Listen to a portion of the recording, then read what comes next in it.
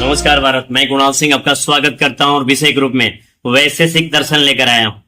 ब्रह्मांड के अनगिनत रहस्यों में एक रहस्य हमेशा से मनुष्य को आकर्षित करते रहा है। आखिर यह संसार बना किससे? पर्वत, नदियां, पेड़ पौधे, मनुष्य और आकाश में चमकते तारे, इन सब का मूल आधार क्या है? आज विज्ञान हमें बताता है कि पदार्थ परमाणुओं से बने हैं, लेकिन क्या आप जानते हैं कि हजारों वर्ष पहले, जब न कोई प्रयोगशाला थी और न कोई आधुनिक वैज्ञानिक उपकरण, तब भारत के एक ऋषि ने इसी रहस्य को समझने का प्रयास किया था। वह ऋषि थे महर्षि कणाद और उनका दर्शन था वैशेषिक दर्शन। भारतीय षट दर्शनों में वैशेषिक दर्शन का एक विशिष्ट स्थान है। महर्षि कणाद ने संसार को समझने के लिए तर्क, अवलोकन और विश्लेषण का मार्ग अपनाया। उन्होंने यह विचार प्रस्तुत किया कि इस जगत की प्रत्येक भौतिक वस्तु अत्यंत सूक्ष्म और अविभाज्य कणों से बनी है, जिन्हें उन्होंने परमाणु कहा। यह विचार इतना क्रांतिकारी था कि आधुनिक विज्ञान के उदय से हजारों वर्ष पहले ही भारत में परमाणुवाद की अवधारणा विकसित हो चुकी थी। महर्षि कणाद के अनुसार पृथ्वी, जल, अग्नि और वायु जैसे मूल तत्वों के अपने अपने परमाणु होते हैं।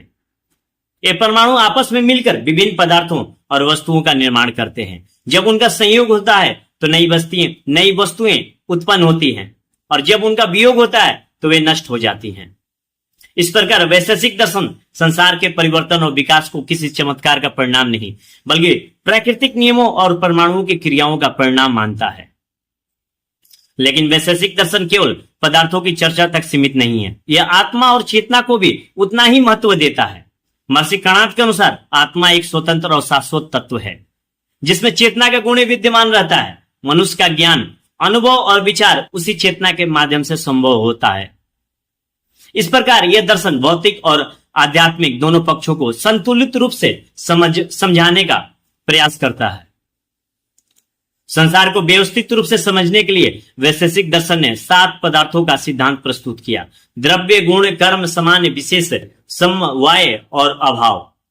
इन सिद्धांतों के माध्यम से वस्तुओं के स्वरूप, उनके गुणों और आपसी संबंधों को स्पष्ट किया गया। यही कारण है कि वैशेषिक दर्शन केवल दार्शनिक चिंतन नहीं, बल्कि ज्ञान को वर्गीकृत और व्यवस्थित करने का एक वैज्ञानिक प्रयास भी माना जाता है। ज्ञान प्राप्ति के विषय में भी यह दर्शन अत्यंत व्यवहारिक दृष्टिकोण अपनाता है।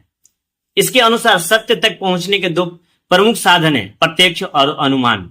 अर्थात पहले वस्तु का अवलोकन करो, फिर तर्क के आधार पर निष्कर्ष निकालो। यही वैज्ञानिक पद्धति आज भी आधुनिक शोध और विज्ञान की आधारशिला मानी जाती है। यही कारण है कि वैशेषिक दर्शन भारतीय ज्ञान परंपरा का एक ऐसा अध्याय है जो यह सिद्ध करता है कि प्राचीन भारत में केवल आध्यात्मिक चिंतन ही नहीं, बल्कि वैज्ञानिक दृष्टिकोण भी उतना ही विकसित हो चुका था।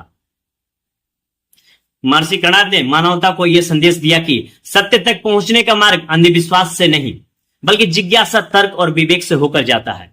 और शायद यही कारण है कि हजारों वर्ष बाद भी वैशेषिक दर्शन हमें सोचने, प्रश्न पूछने और संसार को समझने की प्रेरणा देता है। नमस्कार, जय हिंद।